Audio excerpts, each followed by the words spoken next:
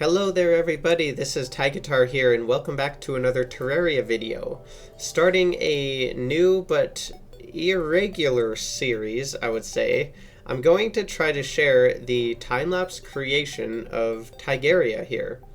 Unfortunately, I didn't start recording right from the very start of the world, but I started fairly early on during the construction of the trivia game. So what I have is I have gone through and compiled all of my construction videos that I have recorded of the Tigaria building process. And, oh shoot, I forgot to look and see the numbers, but I think I have them written down in the Tigaria document or something, but roughly like 980 gigabytes of video footage. And if I remember right for the timing of it all, oh man, I'm not gonna remember. But anyway, it's quite a bit of video, and I have compiled it and sped it up 20 times to form these time-lapse videos, and there are 14 different sections of the construction total. There's this first bit which just goes over the conclusion to the trivia game build, Are You Smarter Than the Guide? And then there will be 13 other sections for the rest of the base construction.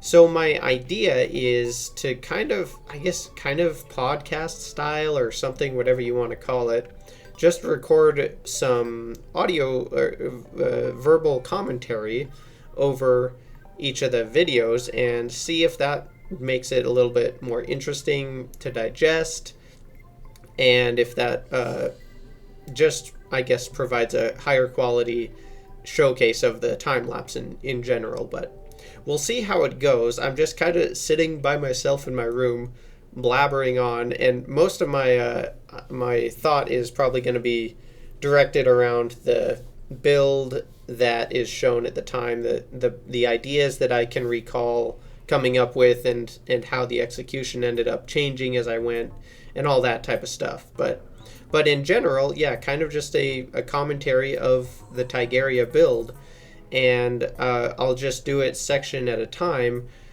unlike with Circuit Terra, where I had all of the building process compiled at once.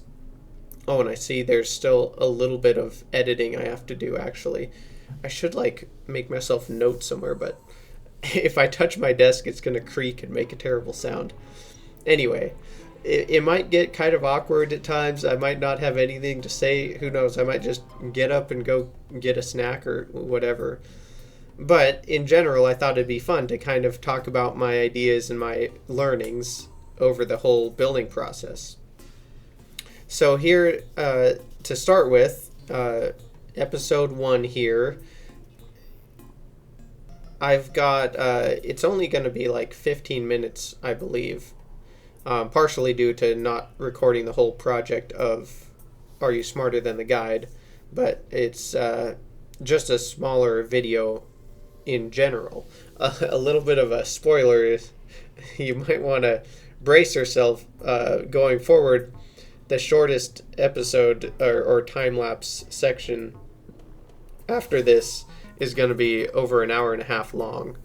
So there'll be some fun stuff to look forward to.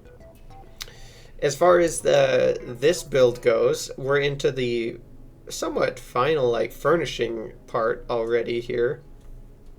I've already finished, before I started recording the time-lapse, the question chambers down underground for the 4 various trivia levels. There's the classic, expert, master, and then finally extreme meatballs, which is actually a reference to an old friend of mine and his Facebook name or something like that. Anyway, the final furnishings, where my idea was just to produce interesting, quirky, unique looking furniture tricks and displays so that it sort of intrigues the player to explore and gets the excited trivia niche knowledge atmosphere kind of going or something. I don't know how best to describe it, but I went with various types of floating furniture, used a lot of negative paint to create unique coloring and texture schemes, and then tried to make it very full and busy. Like there was a lot of stuff, almost overwhelming, to kind of prepare the players to really test their knowledge on all parts of the game. But then I moved down back underground here, where I was constructing the 4 various victory chambers. So after you successfully completed each level, you would need somewhere to go and celebrate. So I made 4 different boxes underground and tried to make them unique and make them cool and fun to experience. And that's what these are here. So for, I believe this is the first level, the classic difficulty. I just used the Martian plating for the interior block type, and then some stone brick with the, what is that going to be, Krypton? I believe Krypton moss, yeah, for the outside there. And you will see me jumping back and forth a little bit to my main world, actually, because this is far before I completed any sort of functional crafting area or storage room on Tigaria here. So I had a lot of jumping back and forth, even back to Circa Terra, to grab certain resources that I needed. I tried to think of a unique furniture scheme for each of the victory chambers as well. So I guess actually to match the block choice, the Martian furniture went well with the theme of the first little room here. Then I added some fun stuff, the little balloon machines and fireworks and that. And then I also had to come up with like the congratulation message and then the little token of victory for each little section. This was this project, the trivia game, was one of my first main wiring practices, I guess, or first considerable build where I actually have wiring included and some unique mechanisms that I had to figure out. And I don't remember how much wiring it actually took to wire up all of the question chambers, but I think it had to have been like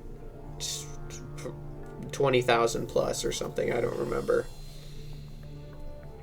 But I learned a lot about wiring, and still definitely had a lot to learn after that too. But I spent a lot of the time figuring out randomizers, actually. So I wanted to set up like a system so that you didn't follow the same questions each time. You had actually unique pathways to go through. So each level, although there's, I can't even remember now, maybe 12 questions in the 3 initial difficulty levels. Each question has 4 different possibilities. So there's actually like 48 different possible questions that you can wind up with.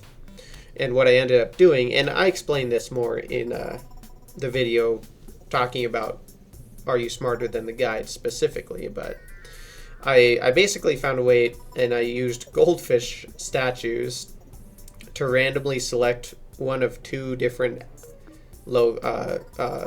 chambers for you to move on to after getting a question correct. So if you got the right answer in your first little chamber, it would either send you straight to the next one down or shift you one over to the right as you went down. So this created some variation and random chance as you progress through the questions. And it also, in addition to that chance upon each question, at the beginning initialization of the level, you would be randomly placed into one of the 4 first question chambers. So you started out with a 4-way randomizer, but then from there it was only 2 ways for the rest of the way. However, what kind of complicated that was when I got to the special fourth difficulty, extreme meatballs. I only had 3 different question variations for each tier. Each set of questions only had 3 variations. And so I had to come up with a 3-way randomizer to initially send you into the game. And eventually I did figure out how to do that by using a buggy statue, because buggy statues randomly select either a buggy, a sluggy, or a grubby when you activate them to spawn. And I just had to figure out a way to basically distinguish which of the 3 was spawned when you triggered it. And so I ended up using a worm statue to spawn a worm, and then race whichever of the buggy, sluggy, or grubby was spawned, because each of those critters has different movement speed. And so by using the worm as a constant, I could differentiate which of the 3 spawned, and then have 3 random outputs at the end. So I was pretty proud of that, and still am, and I'm happy with how that works out. But those were kind of my 2 main learnings from this, in addition to getting more familiar with what's it called, announcement boxes, or is that what it's called? The signs that trigger when you activate them with wire. Yeah, I think they're called announcement boxes. I'm blanking though. So I use those quite heavily, and also continue to do so in the other mini games that I built.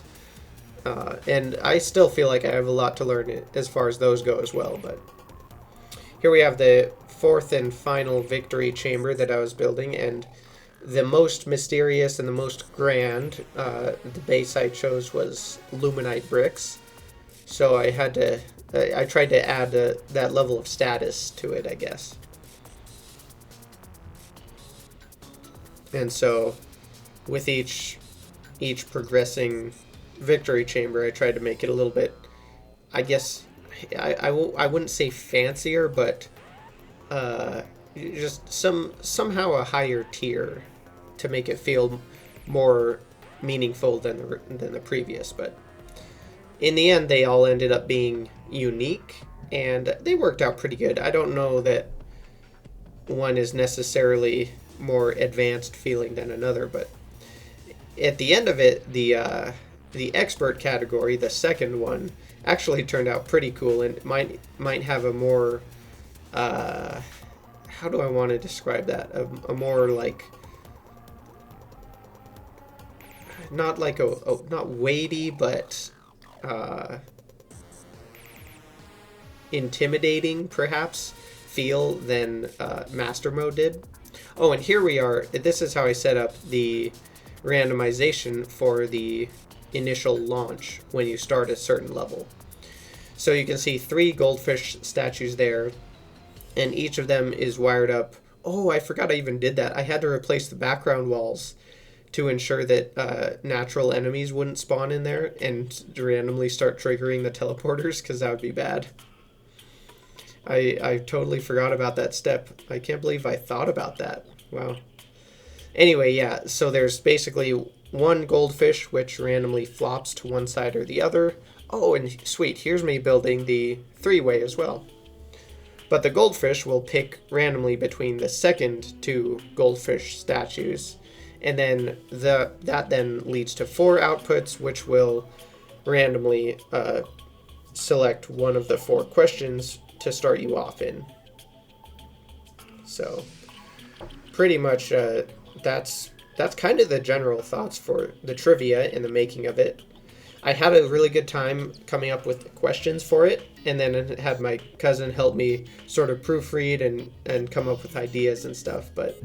And since then, I have modified a few of the questions, and I consistently check with updates to make sure everything is still correct and all that. But that basically concludes this first episode here for the little short part of the time lapse. Hope you guys enjoyed that little intro bit, and hopefully the rest of the construction is somewhat interesting to follow along with. So Thanks a lot for watching, and hope you have an outstanding rest of your day.